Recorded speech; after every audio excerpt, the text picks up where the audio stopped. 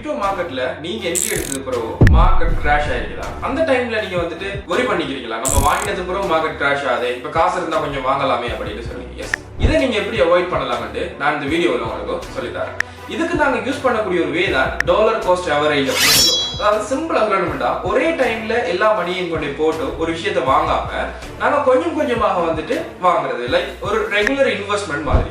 For example, அவங்கள்ட்ட $1000 இருக்குது, பிட்காயினை $1000க்குமே வாங்கிட்டீங்கன்னு சொன்னா அது $900 வரப்போகல உங்களோட USDT வாங்குறதுக்கு நீங்க அந்த இடத்துல டிசிஏ பண்ண முடியாது.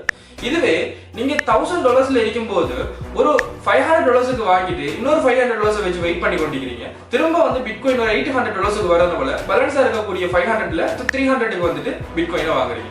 அப்படி பிட்காயினுடைய பிரைஸ் குறைய நீங்க வந்துட்டு ஒரு அமௌண்ட் வந்துட்டு ரெகுலராக இன்வெஸ்ட் பண்ணி கொண்டு வரதான் டாலர் காஸ்ட் எவரேஜ்னு சொல்லுவோம். இப்படி டாலர் காஸ்ட் எவரேஜ்னூடாக நீங்க பை பண்றதுனால ஃபர்ஸ்ட் எடுத்த என்ட்ரியை விட கடைசியாக எடுக்கக்கூடிய என்ட்ரியில வந்துட்டு நல்லாவே எவரேஜ் பண்ணி பிரைஸ் எடுக்க முடியும். இப்படியான ட்ரேடிங் டிப்ஸை நீங்க எடுத்துக்கொள்றதுக்கு நம்மளுடைய பேஜை ஃபாலோ பண்ணிக்கொள்ளுங்க.